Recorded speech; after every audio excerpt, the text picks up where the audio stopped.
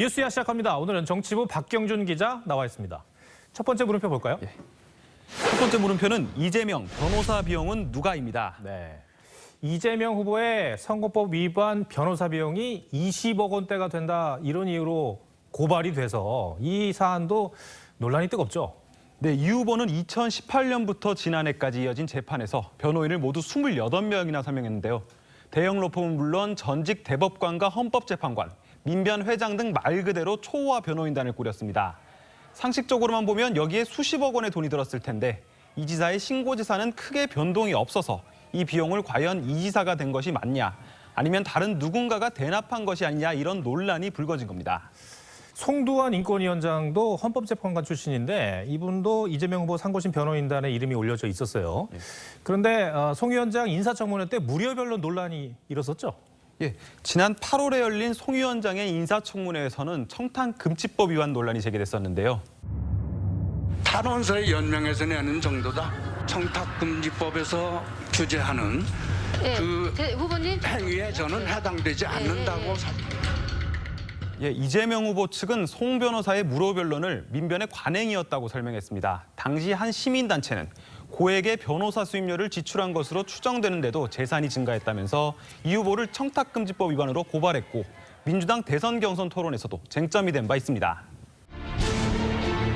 30명의 호화 변호인단이 도왔던 것으로 알고 있습니다. 이재명 후보 사비로 1억 원 안 되는 돈을 썼다 이렇게 돼 있는데 그게 맞습니까? 사생활에 관한 것이어서 구체적으로 말씀드리는 것은 적절치 않는 것 같습니다. 1심, 2심, 3심이어서 꽤 많이 들어갔습니다. 예, 이 후보는 이후 직접 SNS에 실재산은 3억 원이 줄었다면서 당내에서 제기된 대납 의혹을 부인한 바 있습니다. 그런데 그제였죠. 한 친문 성향 시민단체가 이재명 후보를 고발을 했잖아요. 어떤 이유에서 고발한 겁니까? 이재명 후보가 변호사 비용으로 A 변호사에게 23억 원을 줬다고 주장하면서 허위 사실 공포 혐의로 고발한 겁니다. 관련 부분 한번 들어보시겠습니다. 네. 잠깐 25억이 뭐라고요? 아니 저기 그 예비조사 그거 빼주는 거 그거 그렇다고 그랬잖아요. 그거 네. 네. A 변호사 입장은 들어봤습니까? 예, A 변호사는 현재 이재명 후보 캠프 소속인데 수차례 연락을 해봤지만 닿지 않았습니다. 다만 이 후보 측은 왜곡 음해라며 고발을 철회하지 않으면 법적 조치를 취하겠다는 입장을 취하고 있습니다. 지금. 네, 알겠습니다. 첫 번째 물음표 정리해보죠. 예, 이재명 변호사 비용은 누가의 느낌표는 대선 후보의 사생활로 하겠습니다. 네. 예, 이재명 후보는 그동안 다양한 의혹 제기에 문제될 것이 없다면서도 구체적인 자료는 내지 않는 경우가 많았습니다. 특히 변호사 비용에 대해서는 사생활이라는 이유로 공개를 거부하고 있었는데요. 초호화 변호인단에 엄청난 돈이 들어갔을 것이란 건 상식적인 주장이고 여기에 공직자의 재산이 어떤 식으로 쓰였는지를 살피는 것 역시 사생활 영역으로 보기는 어려울 겁니다. 논란이 커지는 걸 막는 건 투명한 공개, 그것뿐일 겁니다. 알겠습니다. 두 번째 물음표는 뭡니까? 예, 두 번째 물음표는 윤, 홍, 최종 경선 누가 유리입니다. 네, 저희가 앞서 리포트에서도 소개를 해드렸는데 경선 이제 순위는 비공개이기 때문에 약간 논란이 일기도 하고요. 그렇죠? 근데 최종 후보는 다음 달 5일 선출이 돼요.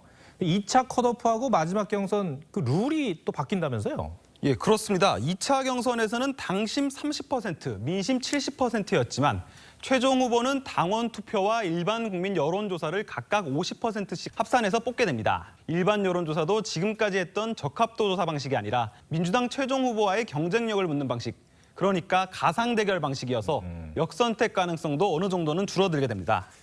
그렇게 바뀌면은 누구에게 더 유리해지는 겁니까? 예, 단정적으로 말하기는 어려운데 예. 그래서 최근 5개 여론조사 결과를 경선룰에 맞춰서 시뮬레이션을 해봤습니다. 먼저 2차 컷오프까지 적용됐던 적합도 조사에서는 홍준표 후보가 31.52%, 윤석열 후보가 28.2%였습니다. 홍 후보가 3%포인트 남짓 앞섭니다. 하지만 먼저 이재명 후보와의 가상 대결 결과를 평균해보면 윤석열 후보가 38.62%, 홍준표 후보가 34.98%로 수치가 달라집니다. 이번에는 윤 후보가 3%포인트 남짓 앞서게 되는 겁니다. 다만 여론조사마다 오차 범위부터 측정 방식까지 여러 부분에서 다르니 단순한 산술 평균이라는 점은 감안하셔야겠습니다. 그러면은 나머지 절반인 50%는 그 당원 투표 결과는 어떻게 추측을 해볼 수 있을까요? 예, 조금 전 설명드렸지만 당원 투표 비율은 30%에서 50%로 늘어나게 되죠. 이번엔 야권 대선 후보 적합도에서 국민의힘 지지 의사를 밝힌 응답자만 살펴봤는데요. 여기서는 윤 후보가 평균 52.04%, 홍 후보가 평균 33.2%였습니다. 차이가 좀 나네요. 예, 이번 2차 컷오프에선 38만 명의 당원에게 투표권이 있었고 다음 달 최종 경선은 지난달 말까지 가입한 신규 당원들까지 포함해 50만 명 이상이 투표권을 행사하게 되는데요. 신규 당원들이 누구를 택할지도 포인트가 될 것으로 보입니다. 그 신규 당원에 젊은 층이 많이 포함되어 있는 것도 변수가 되지 않을까요? 예, 국민의힘에 따르면 이준석 대표 선출 이후 20만 명이 넘는 신규 당원이 가입했다고 하는데요. 이 중 2040 세대의 비율은 절반에 육박하는 것으로 알려졌습니다. 네, 이번 분석에 포함된 여론조사들을 살펴보면 2040 세대의 야권 대선 후보 적합도 평균치는 홍 후보 37.61%, 윤 후보 19.7%였습니다. 그 부분은 홍 후보에게 유리하게 작용할 수도 있겠네요. 네. 두 번째 물음표도 정리해 주시죠. 예.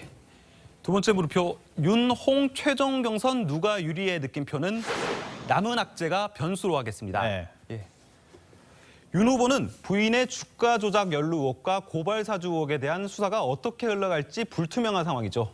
홍 후보는 홍 후보는 조국 수사가 잘못됐다는 취지로 말했다가 거센 역풍을 맞았던 게 당 지지자들의 뇌리에 강하게 박혀 있는 게 부담입니다. 두 후보 모두 남은 악재를 어떻게 털어낼지가 최종 승부의 변수가 될 것으로 보입니다. 박경준 기자 오늘 설명 잘 들었습니다.